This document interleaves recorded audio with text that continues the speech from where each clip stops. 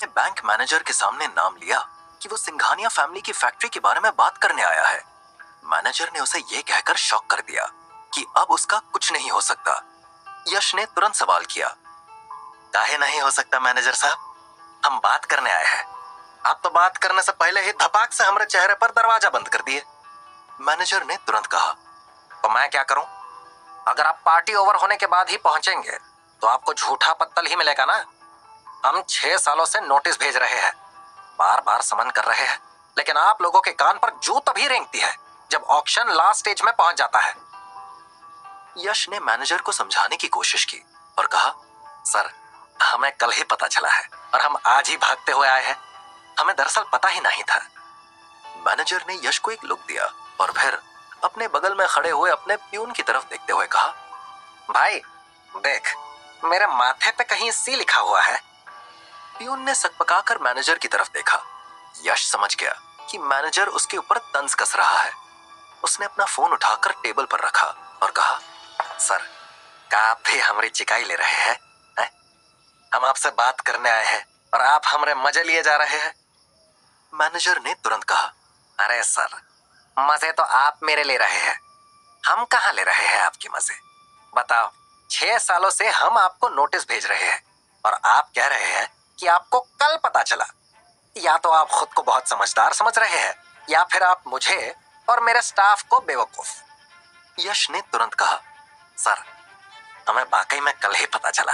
दरअसल वो अभी अपनी बात पूरी भी नहीं कर पाया था कि शालिनी ने उसकी बात काट दी और आगे बोली, दरअसल हम उसके पहले के मालिक नहीं है, हमने बाय किया है उसे, और जब हमने पेपर लिए तब हमें पता चला कि उस पर कर्जा है और फैक्ट्री ऑक्शन में है। शालिनी के इतना कहते ही बैंक मैनेजर ने हंसना शुरू कर दिया। हंसते हंसते वो लोटपोट हो गया और यश से बोला, भाई तो भांग वांग पीकर आया है क्या? यश ने अचकचा कर पूछा, है? ऐसा काहे कह रहे हैं आप सर? हम आपके पास काम से आए हैं, लेकिन आप काम के बजाय ये सब कह रहे हैं। मैनेजर ने हंसते हुए कहा, भाई जब आप लोग ऐसी बातें करेंगे तो हम और क्या करेंगे? है? लोग फैक्ट्री लेने से पहले पेपर चेक करते हैं, तुम बाद में कर रहे हो। उसके बाद जिसने लोन लेकर डिफॉल्ट किया उसको साथ लाने के बजाय खुद आ गए। अब ऐसे जोकिंग वाले काम करोगे तो हम हंसेंगे नहीं तो और क्या करेंगे? यश शालिनी की तरफ झुका और बोला, मैनेजर साहब तो कसम खाकर बैठे हैं कि वो हमारा काम नहीं करेंगे। हमें लगता है कि उंगली थोड़ी सी टेढ़ी करनी पड़ेगी। मैनेजर ने उसको फुसफुसाते हुए देखा और पूछा, क्या हुआ, हमें गालियां दे रहे हो क्या? यश ने मुस्कुराते हुए कहा, नहीं नहीं, हम बस शालिनी को ये बता रहे थे कि हमने आपके जैसा मैनेजर नहीं देखा जो अपने एम्प्लॉयर का नुकसान करने के बारे में सोच रहा हो। मैनेजर ने तुरंत कहा, कहना क्या चाहते हो आप? यश ने मुस्कुराते हुए कहा, हम यहाँ पर आपके पास लोन डिफॉल्ट को खत्म करने और आपके बैंक के लोन रिकवरी की बात करने आए हैं, लेकिन आप है कि बस गला फाड़े हंसे जा रहे हैं जैसे हमने आपको कोनो जोक सुना दिया। अरे सर, हमारे लिए ना सही तो कम से कम बैंक के बारे में सोचिए, इसी से आपका दाना पानी चल रहा है, आप इसके साथ गद्दारी कर रहे हैं। ये सुनते ही मैनेजर बिदक गया और यश के ऊपर चीखते हुए बोला, ये क्या बकवास कर रहे हो तुम? मेरे बैंक में बैठकर मुझे ही ज्ञान देने आ गए हैं? तुम समझ भी रहे हो कि क्या बोल रहे हो तुम? यश ने बहुत आहिस्ता से कहा, हम जो बोल रहे हैं सच बोल रहे हैं। हम नहीं चाहते कि आपके बैंक का नुकसान हो, लेकिन अगर आप चाहते हैं तो फिर कोनो बात नहीं, हम जा रहे हैं। हम ये एविडेंस दे देंगे कि आपने हमारी बात नहीं सुनी और हम इसी पर कोर्ट से स्टे ले आएंगे। हमारा भी थोड़ा बहुत पैसा खर्चा होगा और आपके बैंक का भी होगा। अगर आप ऐसा ही चाहते हैं तो हम ऐसा ही कर लेते हैं। यश की बात सुनकर मैनेजर का एक्सप्रेशन थोड़ा सा चेंज हुआ और उसने कहा, एविडेंस? तुमको क्या लगता है कि तुम जज हो? जो कहोगे कोर्ट मान लेगा। एविडेंस कहां से लेकर आओगे तुम? यश ने मुस्कुराते हुए अपना फोन उठाया और मैनेजर की तरफ दिखाते हुए बोला, इसमें है एविडेंस मैनेजर साहब, आपका बढ़िया एचडी वीडियो बना है।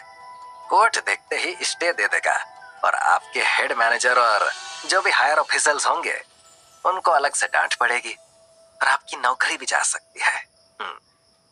मैनेजर ने यश से फोन छीनने की कोशिश की, लेकिन यश ने उसे चकमा दे दिया। तो मैनेजर गुस्से में बोला, तुम मुझे ब्लैकमेल करके ठीक नहीं कर रहे हो। यश ने तुरंत कहा, वो कहा है ना सर, हमने यहाँ आने से पहले ही आपके बारे में पता किया था कि आप कैसे हैं। हमें आइडिया था कि आप हमारे साथ ऐसे ही पेश आ सकते हैं, इसलिए हमने पहले से इंतजाम किया हुआ था। और हम आपको ब्लैकमेल कहाँ कर रहे हैं, है? बस आप कानून के हिसाब से हमारी मदद कीजिए। 10% जमा करके आप हमारी फैक्ट्री को अनफ्रीज कीजिए और हमें जो भी टाइम बन रहा हो उसके लिए टाइम दे दीजिए। बात खत्म। बैंक मैनेजर के पास ना मानने का कोई चारा नहीं था। उसने बैंक की पॉलिसी चेक की। उसके अनुसार यश को सिर्फ 3 महीने की मोहलत दी जा सकती थी। उसने यश से कहा, मैं आपको 3 महीने से ज्यादा का वक्त नहीं दे सकता। अगर आप 3 महीने में पैसे नहीं जमा कराएंगे तो ये 10% पैसे भी आपको वापस नहीं मिलेंगे। उसके साथ साथ आपको फैक्ट्री को चालू रखना होगा जिससे ऑडिट में कोई इशू ना आए। यश ने मुस्कुराते हुए कहा, ठीक है, हमें मंजूर है। यश के इतना कहते ही शालिनी ने यश को रोका और फुसफुसाते हुए कहा, हमारे पास इतना अच्छा मौका है, उसका फायदा उठाओ, इनसे और टाइम बाय करो। यश ने धीमी आवाज में कहा, अगर हम लॉ के अगेंस्ट जाकर काम करेंगे तो हमरे और इस मैनेजर में फर्क ही क्या रह जाएगा, है? चलो आगे का काम करते हैं। इतना कहने के बाद उसने मैनेजर से कहा, मैनेजर साहब, हमारे अकाउंट से पैसे ट्रांसफर करा लीजिएगा और हमारी फैक्ट्री को रिलीज कर दीजिए। मैनेजर मन महसूस कर उठ गया और उसने पेपर ठीक करके यश को पकड़ा दिए। यश निकल गया। मुंबई से सतारा की दूरी करीब 260 किलोमीटर थी। यश और शालिनी कार से ही निकल गए और शाम के करीब 6 बजे वो लोग फैक्ट्री पहुंच गए। यश जैसे ही फैक्ट्री के बाहर पहुंचा, फैक्ट्री की हालत देखते ही वो लोग शॉक हो गए थे। यश ने एकदम से सीरियस टोन में कहा, साले दिलावर ने इसका कैसा काम लगाया है बताओ? ऐसा लग रहा है जैसे हड़प्पा की खुदाई में निकाली हुई। चल भी रही होगी क्या? शालिनी ने तुरंत कहा, रही होगी या नहीं, हमें तो चलानी पड़ेगी। उनके साथ बैंक का एक एम्प्लॉय भी आया था। उसने सील हटाई और उसके बाद वो निकल गया। शालिनी और यश अंदर घुसे। अंदर से फैक्ट्री की हालत ठीक ठाक थी। यश ने कहा, बहुत बुरी हालत नहीं है, बस हमें मैनेज करना पड़ेगा और एक अच्छे प्रोडक्शन मैनेजर को बिठाना होगा।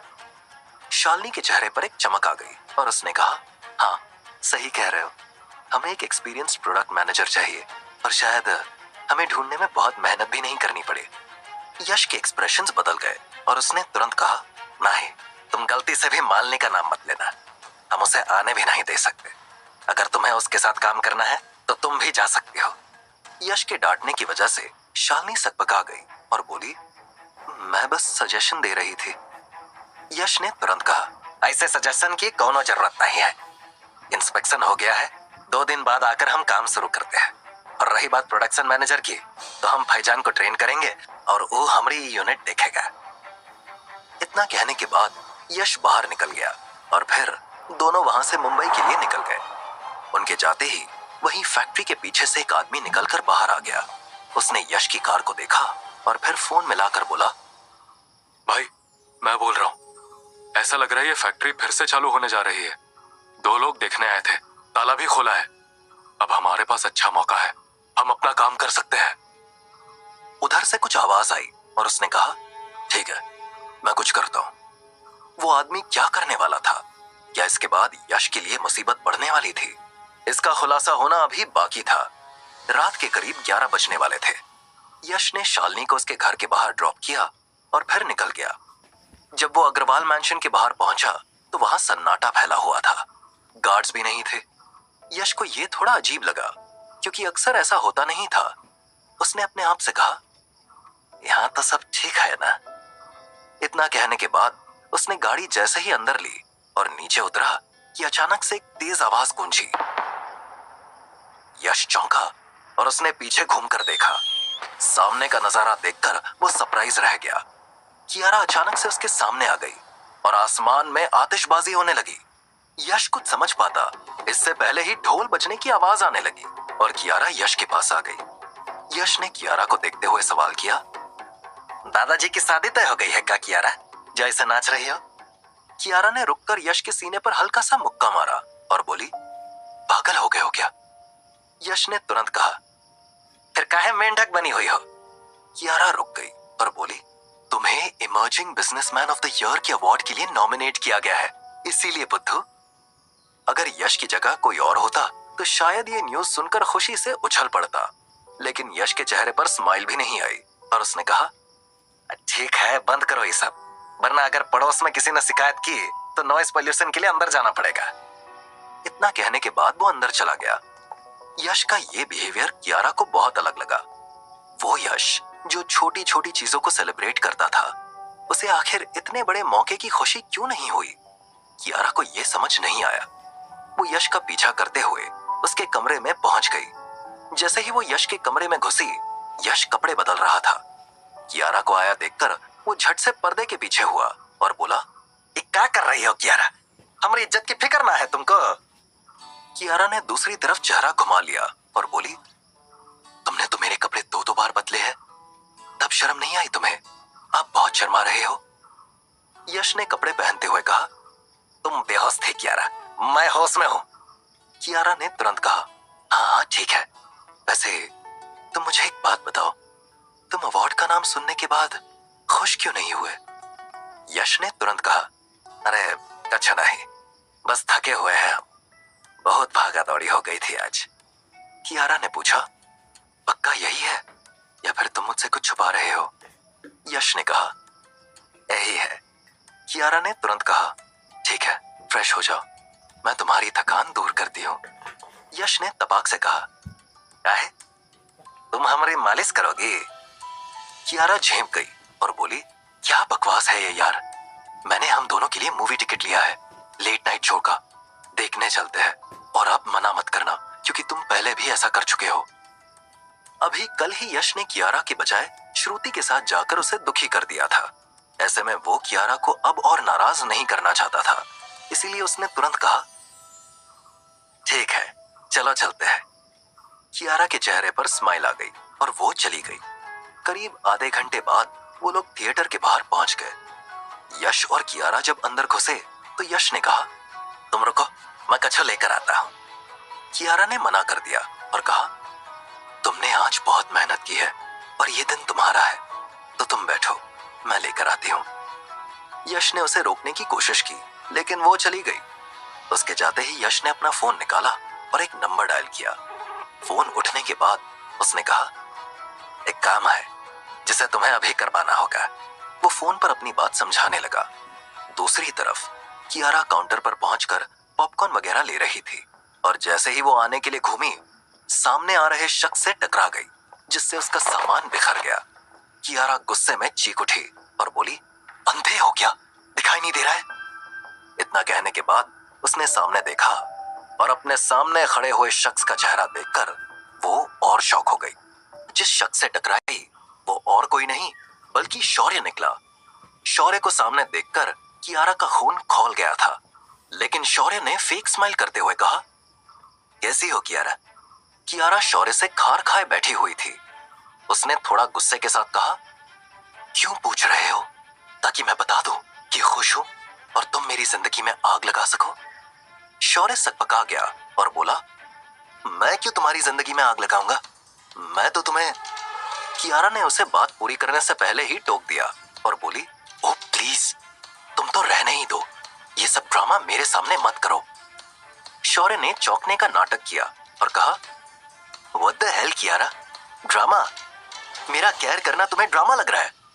मैं वाकई में तुम्हारा हालचाल पूछ रहा हूं और तुम इसे ड्रामा कह रही हो।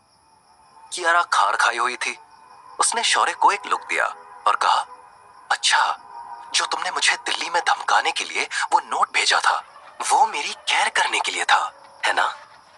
शौर्य चौंक गया और बोला, कागज? कैसा कागज? ये तुम क्या कह रही हो कियारा? कियारा ने तुरंत कहा, ये ड्रामा किसी और को जाकर दिखाना शौर्य, वो तुम्हारी इन्फॉर्मर यानी मेरी स्टेप मॉम, उसने गलती कर दी थी, इसीलिए अब तुम मुझे समझाने की कोशिश मत करो।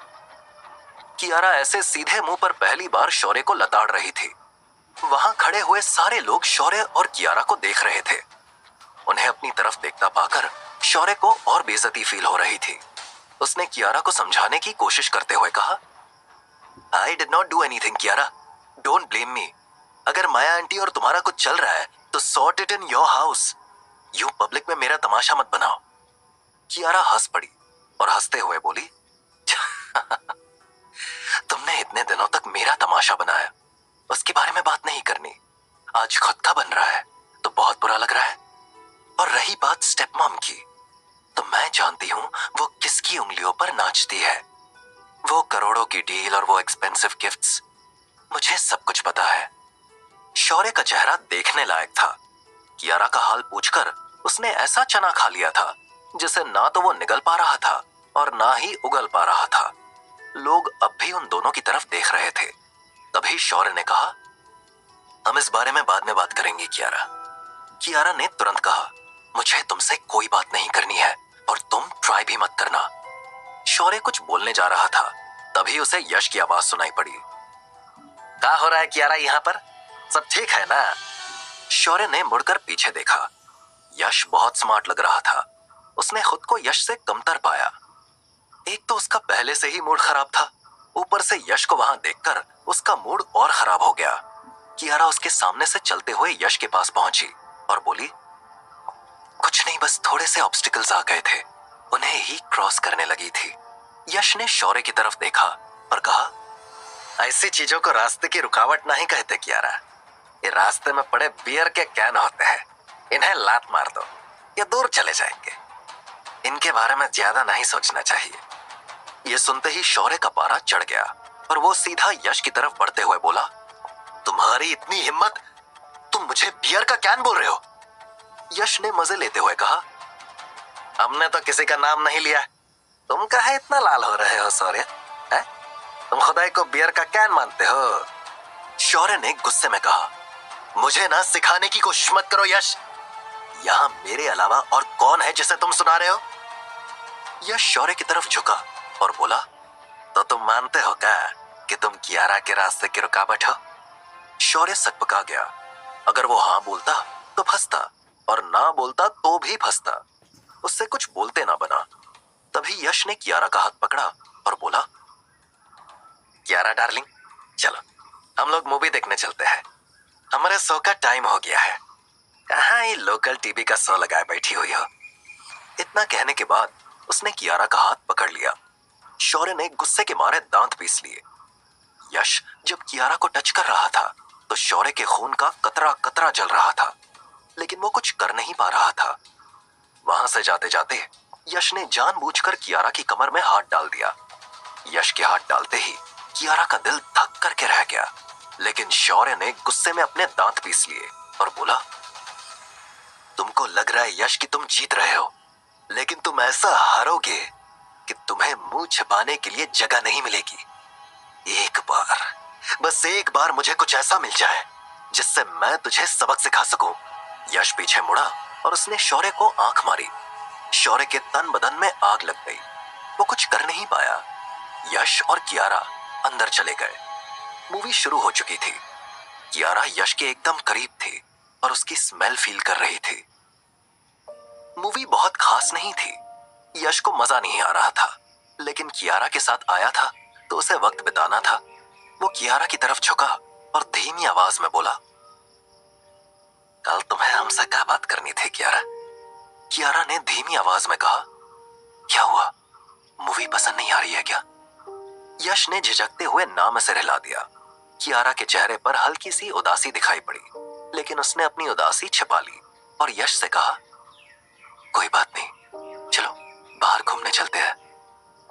यश ने सिर हिला दिया और दोनों हॉल से बाहर निकल गए। वो दोनों सड़क के किनारे घूम रहे थे। जून का महीना था, बारिश का मौसम हो रखा था, इसीलिए वहां का माहौल बहुत रुमानी था। यश ने चलते चलते कियारा से पूछा, बताओ क्या बात करनी थी? और फिर कियारा ने धमकी वाले पेपर के बारे में बताया तो यश ने ठहाके लगाकर हंसना शुरू कर दिया और कहा, तुम भी ना कियारा ऐसे प्रैंक को सीरियसली ले रही हो। अब हमारे पास अंकिता मेहता है और शौर्य धीरे धीरे तुम्हारी जिंदगी से बाहर जा रहा है। उसके 910 करोड़ हमें वापस करने हैं, वो हम कर देंगे, बस सब खत्म। तुम के बारे में ज्यादा ना सोचो। यश की बातें कियारा को अच्छी तो लग रही थी, लेकिन उसके साथ साथ वो डर भी रही थी और उसने कहा, वो सब ठीक है यश, लेकिन हम शौर्य को हल्के में नहीं ले सकते। तुम उसके बारे में जानते हो कि वो कैसा संकी है। वो इतनी आसानी से पीछा छोड़ेगा नहीं। देखो, वो आज यहां भी मिला।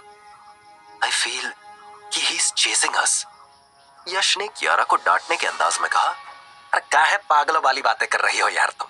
सौर्य के बारे में कछु भी फील करने की जरूरत नहीं है। फील करना हो तो नेचर को करो। कितना खूबसूरत लग रहा है ये हवाएं, ये मौसम, ये दिलकश नजारे। सितारों की दुनिया को देखो जरा। फिक्र छोड़कर दुनिया की सारी जन्नत में तुम भी डूबो जरा।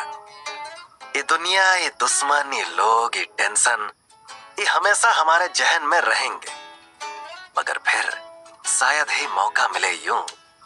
ना ये वक्त और ना ये नजारे रहेंगे। चलो कछु देर छांव में बैठे, किसी पेड़ की शाखा को देख ले। वो पंछी जो उड़ते हैं बेपरवाह, उनसे जीना थोड़ा सीख ले। कौनो सिकवा ना कौनो गिला रखो, सांसों को बस राहत दिए रखो। आज का दिन फिर लौटेगा नहीं, इस लम्हे को हथेली पे सजा रखो। कियारा यश की कविता में डूब गई थी। यश की आवाज उसके कानों में चाशनी की तरह घुल रही थी कि तभी उसका फोन बजा और उसका ध्यान टूट गया। उसने जब फोन निकाला तो देखा श्रुति कॉल कर रही थी।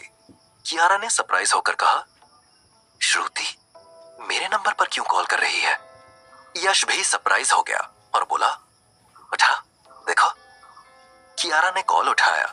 उधर से श्रुति की आवाज आई, कियारा यश तुम्हारे साथ है क्या? एक्चुअली उसका कॉल नहीं लग रहा है, मुझे उससे अर्जेंट बात करनी थी।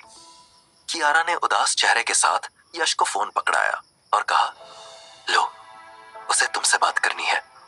यश ने फोन लिया और श्रुति ने जल्दबाजी में कहा, यश तुम मुझे मेरे पुराने घर पर मिल सकते हो क्या? यश हैरान रह गया और बोला, पुराने घर पर? तुम वहां क्या कर रही हो श्रुति? श्रुति ने तुरंत कहा, तुम आ जाओ और हाँ अपना फोन चेक कर लेना, तुम्हारी कॉल लग नहीं रही है, बहुत अर्जेंट है। यश ने सवाल किया, लेकिन श्रुति तुम वहां। यश अभी अपनी बात पूरी भी नहीं कर पाया था कि श्रुति ने उसकी बात काट दी और कहा, इट्स अबाउट पापा यश, प्लीज आ जाओ। ये सुनते ही यश के कान खड़े हो गए और उसने अपने आप से कहा, अब इसने क्या कर दिया भगवान? भोलेनाथ, इसको अभी दिग्विजय अंकल के बारे में कुछ पता ना चला हो, वरना उन्हें लगेगा कि हमने ही बताया है। यश अभी सोच ही रहा था कि तभी कियारा ने उसके कंधे पर हाथ रखते हुए कहा, क्या हुआ यश? यश ने धीमी आवाज में कहा, मुझे जाना होगा। कियारा के चेहरे पर उदासी आ गई और उसने कहा, अर्जेंट है? यश ने धीमी आवाज में कहा, कियारा को दुख और गुस्सा दोनों फील हो रहा था, लेकिन उसने अपने इमोशंस दबा दिए और बोली, ठीक है तो मुझे घर छोड़ दो और निकल जाओ। यश ने तुरंत कहा, हम वापस नहीं जा सकते, श्रुति अपने पुराने घर पर है और वो शायद खतरे में है, हमें इसी वक्त जाना होगा। तुम चली जाओ, हम कैब लेकर निकल रहे हैं। कियारा का दिल भारी हो गया। उसे गुस्सा भी आ रहा था, लेकिन यश को हड़बड़ी में देखकर उसने कुछ कहा नहीं और चुपचाप सिर हिला दिया। यश निकल गया और उसके जाते ही एक शानदार लग्जरी कार कियारा के सामने आकर रुकी। कांच नीचे हुआ तो शौर्य का मुस्कुराता हुआ चेहरा दिखाई पड़ा। उसने कियारा को एक लुक दिया। कियारा का गुस्सा भड़क उठा और इससे पहले कि वो कुछ बोलती, शौर्य वहां से निकल गया। करीब 1 घंटे बाद जब यश जुहू बीच के पीछे बने उस चौल पर पहुंचा तो रात के करीब 12:30 बज चुके थे। श्रुति बाहर ही यश का वेट कर रही थी। यश सीधा उसके पास पहुंचा और डांटने के अंदाज में बोला, तुम इतनी रात गए यहाँ क्या कर रही हो श्रुति? कितना रिस्क है यहाँ, लोग तुम्हारे पीछे थे, तुम 2 बार मरने से बची हो, उसके बाद भी तुम यहाँ घूम रही हो। श्रुति ने यश की डांट को इग्नोर किया और बोली, मुझे पापा के बारे में कुछ मिला है। ये सुनते ही यश के कान खड़े हो गए और उसने मन ही मन कहा, हे भगवान, इसको कहीं दिग्विजय अंकल के बारे में कुछ पता तो नहीं चल गया। भोलेनाथ, अब की बार संभाल लेना, वरना हमारी लंका जल जाएगी। यश को खोया देखकर श्रुति ने पूछा, क्या हुआ यश, तुम खुश नहीं दिख रहे? यश ने जबरदस्ती हंसते हुए कहा, नहीं नहीं, हम बहुत खुश हैं, बहुत खुश हैं हम। बताओ क्या मिला है? श्रुति ने पुराने जमाने की इंटरस्टेट चिट्ठी निकाली और यश की तरफ बढ़ाते हुए बोली, ये चिट्ठी पढ़ो यश, ये पापा ने माँ को लिखी थी। और पता है ये डाक कहां से आई थी? यश ने सकपकाते हुए कहा, कहां से? श्रुति खुशी और इमोशन के साथ बोली, दिल्ली से यश, ये चिट्ठी पापा ने माँ को दिल्ली से लिखी थी। अगर हम उन्हें दिल्ली जाकर ढूंढेंगे तो हमें पक्का उनके बारे में कुछ ना कुछ पता चल जाएगा। ये सुनते ही यश का दिल धक करके रह गया, क्योंकि श्रुति के ऊपर फिर से अपने पापा को ढूंढने का भूत सवार हो चुका था। और यश उनसे वादा करके आया था कि वो 4 महीने तक श्रुति या कामिनी को इसके बारे में कुछ पता नहीं चलने देगा। उसने तुरंत बात घुमा दी और कहा, यार श्रुति, हम तुम्हें समझदार समझ रहे थे और तुम हो कि बेवकूफों वाली बात कर रही हो। श्रुति ने तुरंत कहा, क्या मतलब? यश ने कहा, यही कि जरूरी थोड़ी है कि वो चिट्ठी लिखने के 18 साल बाद भी वहां पर बैठे हुए हो। और तुम खुद ही सोचो कि अगर वो दिल्ली में होते तो तुमसे और आंटी से मिलने के लिए ना आते, तो दिल्ली में ना ही हो सकते हैं। वैसे ये बताओ, तुम्हें चिट्ठी मिली कैसे और तुम यहाँ आई काहे? श्रुति ने तुरंत कहा, मुझे मेरे पापा को ढूंढना है यश, मैं अब उनके बगैर नहीं रह सकती। जब से दिल्ली से आई हूँ तब से मुझे अजीब अजीब सी फीलिंग्स आ रही है। ये चिट्ठी भी पापा के दिल्ली में होने का इशारा कर रही है। तुम प्लीज। यश ने श्रुति के इमोशंस को ज्यादा छेड़ना ठीक नहीं समझा और बोला, ठीक है, ये चिट्ठी तुम हमें दे दो। हम पता लगाते हैं कि दिल्ली में किस पोस्ट ऑफिस से पोस्ट की गई थी, और चलो हम तुम्हें घर छोड़ देते हैं। श्रुति को सबसे ज्यादा यश पर भरोसा था। उसने उसे चिट्ठी दे दी। यश उसे लेकर बंगले पर पहुंच गया। श्रुति जब कार से उतरकर अंदर जा रही थी तभी यश ने कहा, श्रुति, हम इसके बारे में पता लगा लेंगे, बस तब तक तुम कोनो ऐसा स्टेप मत लेना जिससे तुम्हारी जान खतरे में आ जाए। श्रुति ने सिर हिला दिया और चली गई। यश कुछ देर खड़ा रहा, फिर उसने फोन निकाला और राघवन का नंबर देखने लगा, लेकिन डायल नहीं किया और चला गया। अग्रवाल मैंशन पर पहुंचने के बाद यश अपने कमरे में चला गया। कियारा जाग रही थी। यश की आहट से वो उठी, लेकिन जब यश ने उसका हाल भी नहीं लिया तो उसे बहुत बुरा फील हुआ। अगले दिन की सुबह दस्तक दे चुकी थी। धूप की हल्की हल्की किरणें कमरे की खिड़की से अंदर झांक रही थी। यश तैयार हो रहा था। उसे आज फिर से सतारा के लिए निकलना था। रात को वो कियारा से मिल नहीं पाया था, इसीलिए उसने निकलने से पहले सोचा कि वो एक बार उससे मिल ले।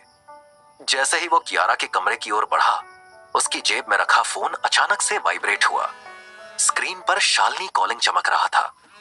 यश ने फोन उठाया ही था कि दूसरी तरफ से घबराई टूटी हुई आवाज गूंजी, यश, मैं सतारा में हूँ, प्लीज मुझे बचा लो।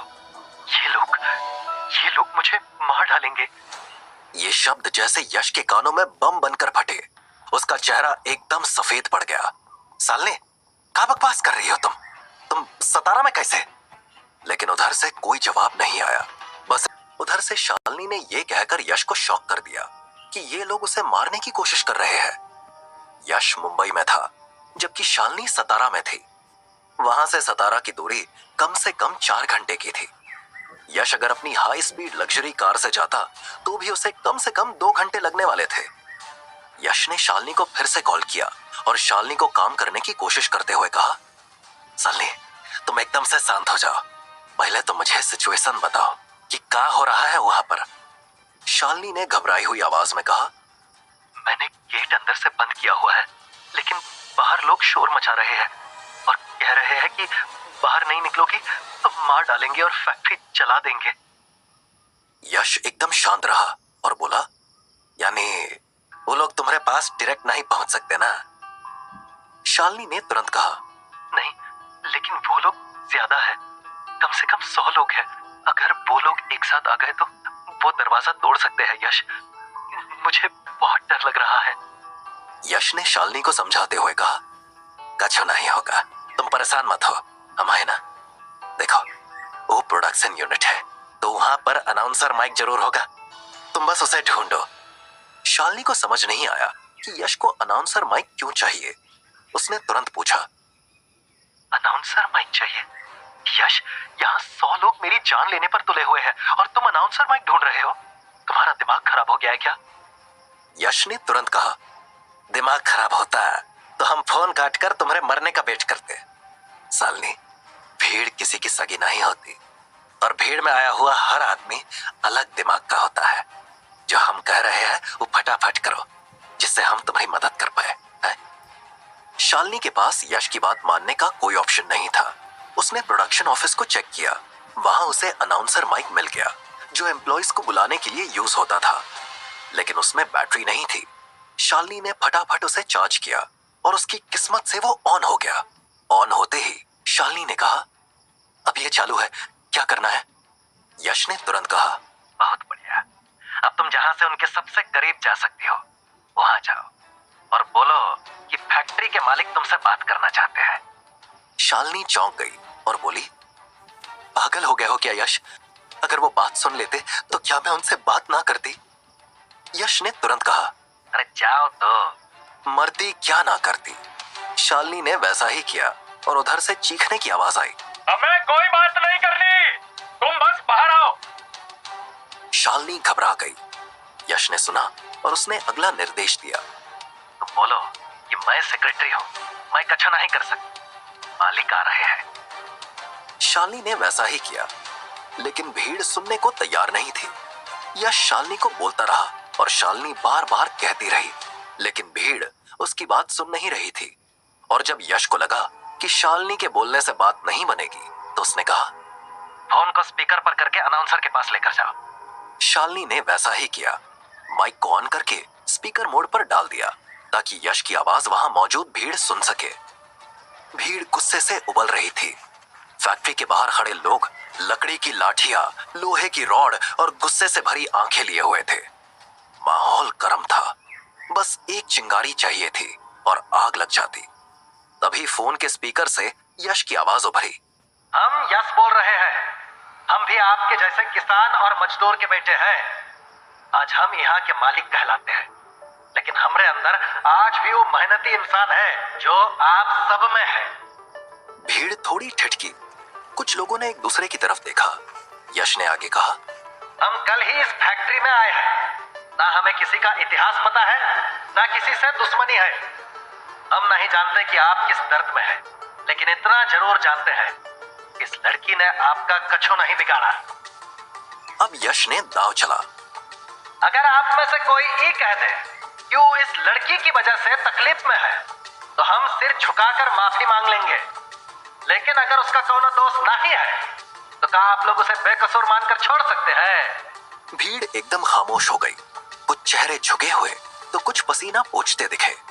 यश ने आगे कहा, देखिए, हम वादा करते हैं, जो भी आपका हक है, आपकी शिकायत है, हम सामने आकर सुनेंगे। पर अभी के लिए ये लड़की को कछु मत कहिए। वो की माँ को कैंसर है, वो अकेली कमाने वाली है।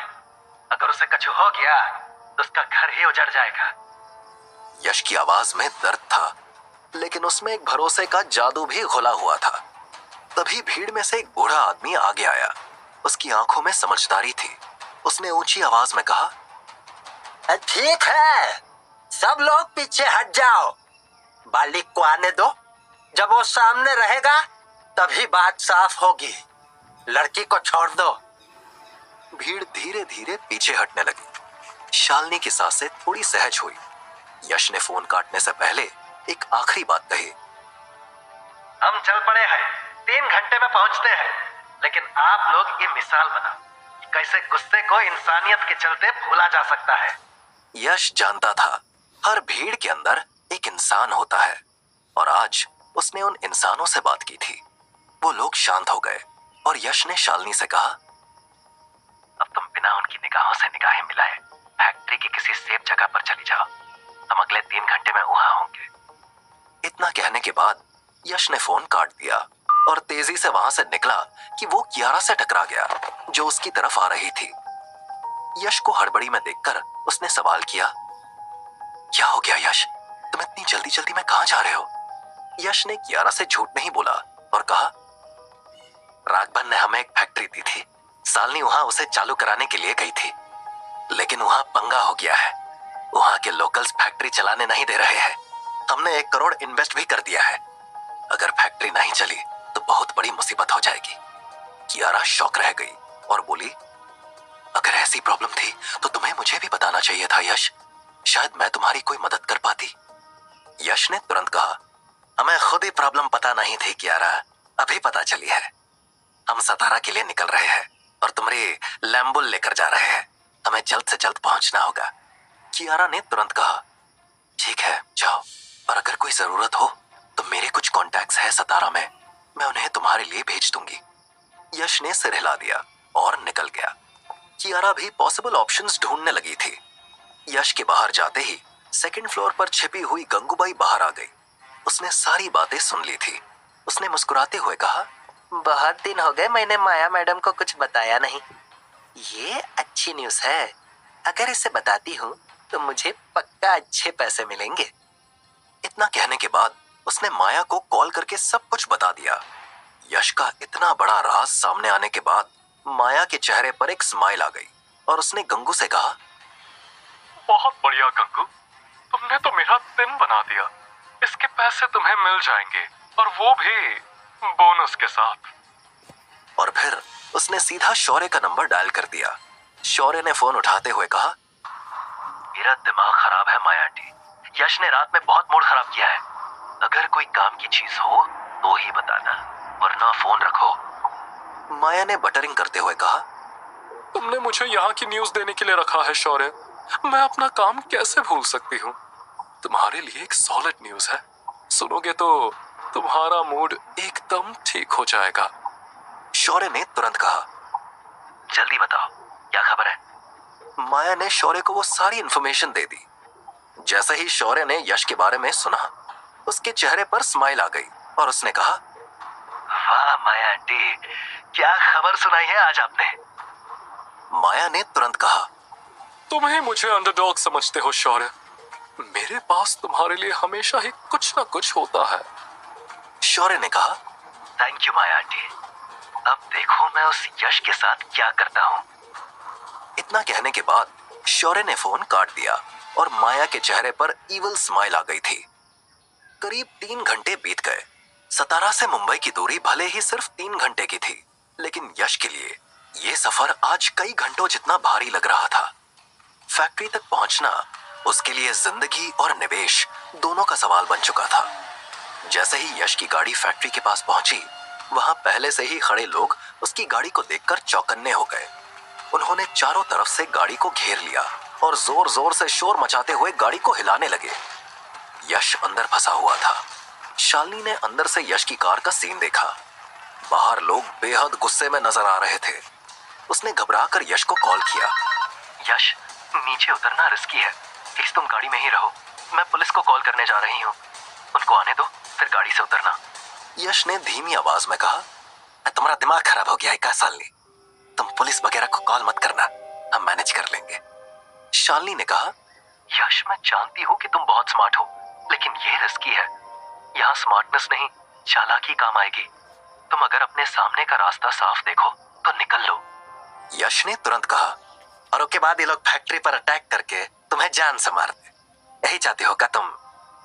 शालिनी घबरा गई और कुछ बोलने ही जा रही थी कि यश ने कहा, तुम बस शांत रहो, हम मैनेज करते हैं। और उसने कॉल काट दिया। गाड़ी के चारों तरफ लोग चिल्ला रहे थे। यश ने जैसे ही कांच नीचे किया, उसके कानों में लोगों की चीखने की आवाजें गूंजने लगी। वो लोग गुस्से से लाल थे। यश ने दरवाजा खोला और जैसे ही नीचे उतरा, एक नौजवान उसके करीब आकर उसका शर्ट पकड़ने के लिए लपका और बोला, तुम जैसे लोग हम जैसे लोगों का जीना हराम कर देते हैं। अगर वो लड़की आज हमारे हाथ ना आती तो तुम भी यहाँ ना आते। अब बताओ तुम्हारे साथ क्या किया जाए? कब दोगे हमारे पैसे? पैसे? पैसे? इस शब्द पर यश के कान खड़े हो गए। वो अपने मन में बोला, साला ये लोग भी पैसे मांग रहे हैं। उधर मैनेजर को भी हम पैसा देकर आए हैं।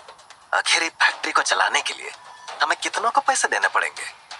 यश को सोच में डूबा देखकर वो नौजवान फिर से चीखा, सोच क्या रहे हो? बताओ कब दे रहे हो हमारे पैसे? अगर ना देने का इरादा है तो बता दो, उसके बाद हम जानते हैं कि हमें क्या करना है। इतना कहते हुए वो यश के ऊपर चढ़ने ही वाला था, मानो अभी उसे मार ही डालेगा। यश समझ गया कि ये लोग बेहद गुस्से में है और सिचुएशन को बहुत सॉफ्टली हैंडल करना होगा, वरना नुकसान तय है। उसने शांत होकर कहा, देखिए, हमारे ऊपर चिल्लाने या जान से मारने की धमकी देने से पैसे आने तो नहीं वाले। अगर हमें आप लोगों की बात नहीं सुननी होती तो हम यहाँ तक आते ही नहीं। इसीलिए हम कह रहे हैं कि हमें आराम से बैठकर बातें करनी चाहिए। उस लड़के ने कहा, तुम हमारी बात सुनने नहीं आए हो, तुम इसीलिए आए हो क्योंकि वो लड़की हमारे कब्जे में है। लेकिन अब तुम वापस जा नहीं पाओगे। 6 साल से हम अपने पैसों के लिए घूम रहे हैं। हम बिना पैसे लिए अब तुम्हें जाने नहीं देंगे। यश ने तुरंत कहा, यही मान लो, लेकिन फिर भी बिना बैठे तो मुश्किल हल नहीं होने वाली। हम बात करेंगे और हमसे जो भी बन पड़ेगा हम करेंगे। इसलिए अंदर बैठकर बातें करते हैं। यहाँ गुस्से में बात करने से कुछ नहीं होगा। इतना कहकर यश ने ऊपर की ओर देखा, जहां शालिनी खड़ी थी। उसने दरवाजा खोलने का इशारा किया। शालिनी ने दरवाजा खोला।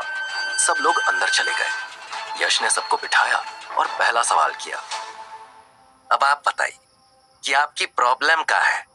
आप लोग किस पैसे की बात कर रहे हैं? यश के पूछते ही वो लड़का फिर से भड़क गया और बोला, तुमको नहीं पता कि हम किस पैसे की बात कर रहे हैं? अपने आप को समझदार समझते हो या हमें बेवकूफ समझा है? यश ने शांत आवाज में कहा, हमने कॉल पर बताया था कि हमने फैक्ट्री कल ही खरीदी है और अगर आप अपनी प्रॉब्लम बता देंगे तो हमें सॉल्व करने में आसानी होगी। वो लड़का कुछ बोलने ही वाला था कि तभी वही बूढ़ा आदमी जिसने पहले यश के फोन पर बात करने के बाद भीड़ को शांत किया था, बीच में आ गया और बोला, हमें पिछले 6 सालों से तनख्वाह नहीं मिली है साहब। आप अगर इस फैक्ट्री के नए मालिक हैं तो हम आपके साथ काम करने के लिए तैयार हैं, लेकिन हम फैक्ट्री तभी चलने देंगे जब हमें हमारा हिसाब मिल जाएगा। यश ने अगला सवाल दागा, और आपका हिसाब है कितने का? उस बूढ़े आदमी ने एक पुरानी डायरी निकाली, उसमें कुछ देखा और कहा, अगर सबका मिला दिया जाए तो करीब 1 करोड़ का। जैसे ही उसने इतना कहा, यश के तोते उड़ गए। अब अगर हमें फैक्ट्री चलानी है, यश ने मन में कहा, तो हमें 1 और करोड़ का इंतजाम करना पड़ेगा। क्या यश और 1 करोड़ रुपयों का अरेंजमेंट कर पाने वाला था, या फिर वो अपने 1